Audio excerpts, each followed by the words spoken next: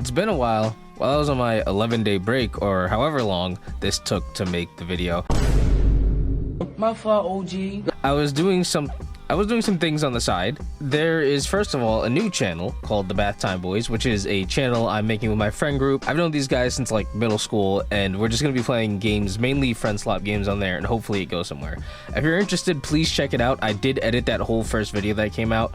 It took me a lot longer to make than I thought it was going to. So if you want to see more videos in my style, and honestly a way more me and less focused on the game, but also my friends and us just having fun, go ahead and check that channel out. It's really cool. I hope it goes somewhere. I think it's going to be great. That out of the way, today I'm going to talk about the Graves lane phase, but more specifically the matchups you will face in lane phase as Graves, and possibly giving out more advice to win lanes, and even on the ones that are borderline unwinnable, because Graves kind of has a lot of those matchups, but people don't seem to realize it.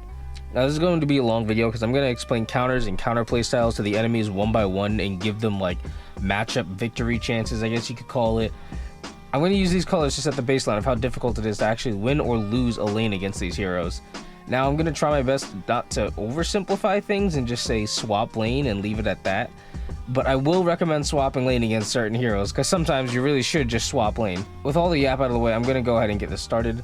If anyone has any suggestions or solutions and just simply know things I don't about some of these matchups, please leave them in the comments below. At the end of the day, if I don't have the info to help somebody else, maybe you do.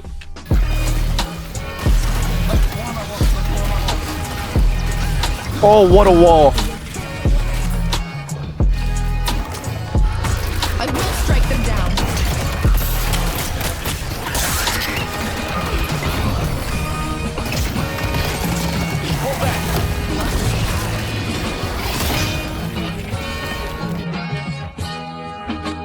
That was like a fucking sacrificial.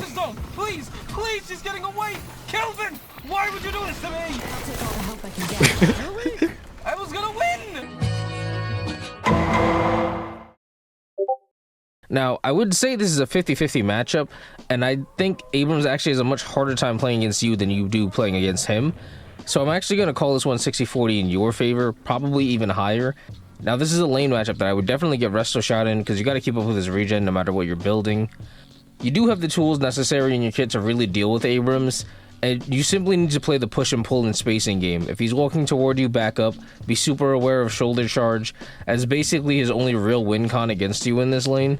If you're having a hard time against him in lane, maybe rush his stamina as well so you could jump and dash out of the way of his goofy shenanigans. Siphon Life might be a threat, but the real winning tool you have in your moveset is your wall. Abrams is an easy kill because he has to push into your space where you can find an easy time trapping him and getting a lot of damage done. Even if he has support on his side, like a page or whatever, and you can't just seem to get the kill, you can always just stall out this lane and just not die because he can't really get into you. You're going to want to play defensive until his dash is off. You're going to need to get value out of his wall. To be honest, this matchup isn't difficult. This match I would say is extremely winnable, but it's also very difficult. Even though it's not that easy, I would still say it's 50-50. Obviously, the base start is Bebop just simply dropping bomb on you and running away. You can run in and tank the bomb, but you just need to out-trade him. If you stay close to Bebop with skulls, you can easily out-damage his early game bombs. To make this easier on yourself, I would recommend items like Spirit Shield, or if you want to use this item, which I think is underrated for the long term, get Guardian Wand, which will deny Bebop of any bomb stacks, just like Spirit Shielding. It could also help your teammates if Bebop just switches focus onto them. This also gives you speed, and you will upgrade into Divine Barrier, which can just fully remove the bombs late game. Once again, regen always helps, but if you want to win this one, as counterintuitive as it sounds, you want to play aggressive and get a barrier to just deny all the stacks. This one is simple but difficult. The only thing that could really lose you this lane is getting sent under tower with the hook. Billy. This is a matchup I would say is extremely difficult. Billy's base damage just kind of destroys you from the start. His gun is probably the most ideal weapon in the game for fighting Graves. Without aiming, he will just destroy all of your skulls. He also has a dash that can close any kind of gap you try to create against him, and this gives him the chance to just shoot you in the face. To be honest, with these two advantages, it still wouldn't be that difficult if Blasted just didn't exist. He simply heals too much for you to win a fight against him without getting the parry off. If you can consistently wall him, then you can win this matchup, but it's going to depend on your teammate to help you capitalize on the chance to get damage, since your skulls aren't going to find value unless he's reloading anyway. I'd say this is a matchup that's like 30-70 in favor of Billy. The only way you can win this one is with hard CC or parrying him. You probably want to swap.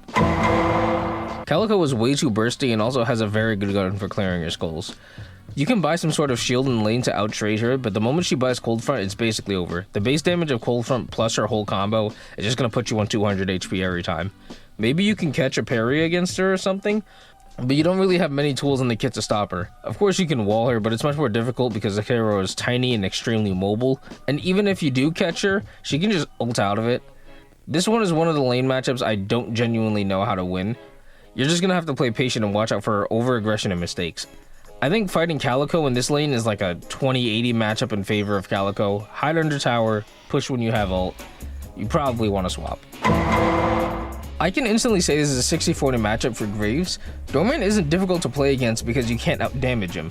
It's just because he won't let you get near him. Basically, the cart is the whole problem here. This is a very winnable lane, but you need to play stealthy, you gotta hide around corners and get proper ambushes. His gun is horrible at breaking skulls, which means you have a ton of opportunity to bait him with the parries. If you close the gap between you and this hero, you're basically just guaranteed to win the fight. If you know he has ult, you just need to swim with so many skulls and zombies that you can just straight up kill him from inside the Baroness. You have plenty of win cons in this matchup, and during the later parts of this lane phase, when you spam tombstones, he has a really hard time trying to kill zombies anyway. Don't stand under veils too much or he will just bell you to death. If they are building the Joe Chuck build, then you need to play in between the cart cooldown. This matchup is probably like 65-45 in favor of Drifter. It's really impossible to outtrade him because his gun will just outdamage yours and he doesn't really need to aim to clear the skulls. Your weapon range is way too close to his to possibly damage. You literally just can't fight this guy if you're not 10k souls ahead on this character. This lane is still very winnable. You just need to play patient and play for his chances to trap and swarm him. This is not a lane where you can depend on weapon damage and healing to keep you in this one. This is a lane where you literally just have to play the waiting game. Patience is a virtue. It's winnable, but difficult. This is probably my favorite matchup on Graves. This one is extremely winnable, and I'd probably say it's your only 80-20 matchup in your favor. Buy stamina first, and simply just stay away from the Veils. Dynamo now can't do anything to you. Dynamo's only source of damage in lane phase is Stomp, and if you could just jump over that, he literally has no valid utility against you besides heal. His Entangle doesn't quite really avoid your skulls because they'll just follow him and keep hitting him. Also, if you're watching Entangle, you could just force him to land in your wall, which means it won't be really hard to kill him. Dynamo's gun isn't super high damage, which makes it really hard for him to kill your zombies regardless as well.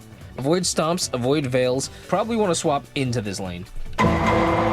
Great Talon. The only way you win this matchup is if he buys Crushing Fist first item and goes melee only Deadlock challenge. What makes this matchup really hard to play is that he'd sit there like 100 feet away and just delete you with the charged arrow.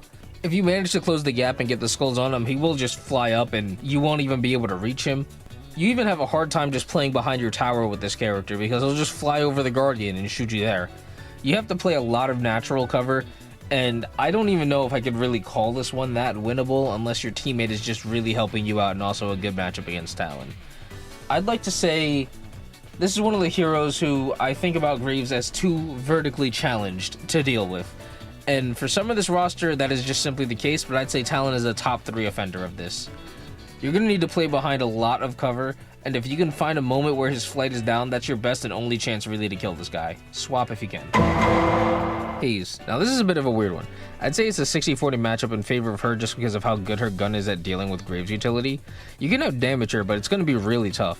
It's not easy to do so, especially if she just rushes active reload. I'll tell you how you can out-trade her. It's not the easiest in the game, and it's a concept that I learned from watching my good pal Deathy. I'm not sure which video he talked about this, I just remember him talking about it. But he mentioned that you can push a player while their ammo count is low.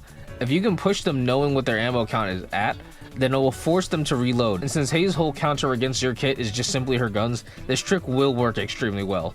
You can always buy Rusted Barrel, but even if you do, the same cycle should still continue and still apply. It's hard to depend on your ult for damage against the tower since you can clear zombies pretty easy anyway. You're gonna need to push with your ult only when you have the wave. Winnable but difficult, maybe buy Rusted Barrel. Holiday.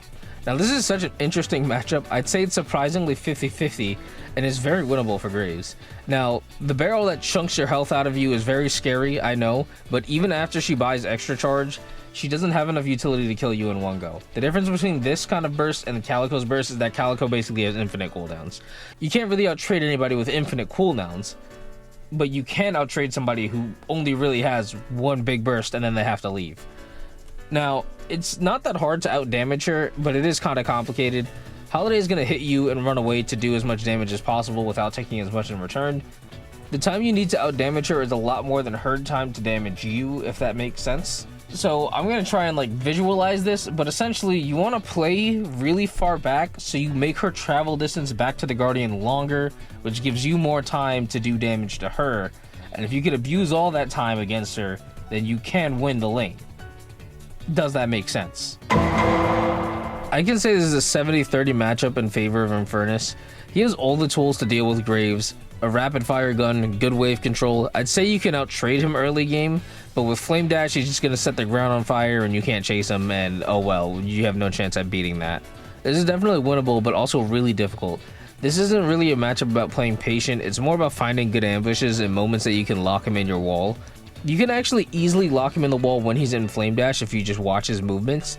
It is kind of difficult, but with a little bit of practice, I guarantee you're going to be able to do that easily. But at the end of the day, the one weakness that you do have is that Infernace really doesn't have a ton of HP, so you actually can kill him pretty quickly. Mina. This is instantly a 70-30 matchup in favor of Mina. This is another really vertically challenging lane. She can zone you out and just play in the sky and love bite you down forever. She does have a lot of counters against you, but at the end of the day, she is really, really squishy. That's your only real chance at beating her. So if you buy Slowing Hex this lane, it could help out a lot, but you really just got to capitalize on her downtime with the bats. You will win this game if you can get in range of Mina, but if she zones you, you're kind of cooked. Play under veils, look for moments to ambush, watch her bats, and you could win, but it's hard.